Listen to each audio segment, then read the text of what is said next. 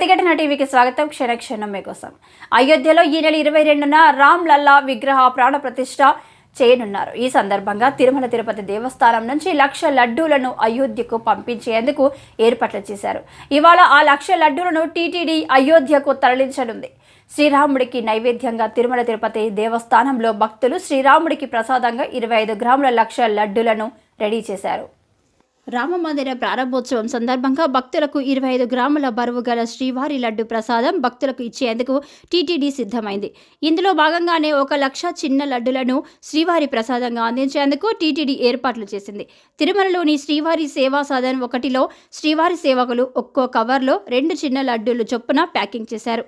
350 పెట్టెల్లో pack చేసిన లడ్డూలను 350 మంది భక్తులు సిద్ధం చేశారు. ఈ లడ్డూలను ప్రాణ ప్రతిష్ఠ కార్యక్రమం రోజున తిరుపతి నుంచి అయోధ్యకు తీసుకెళ్తారు. అయోధ్యలోని భక్తులకు ఉచితంగా ఈ లడ్డులను పంపిణీ చేయనున్నారు.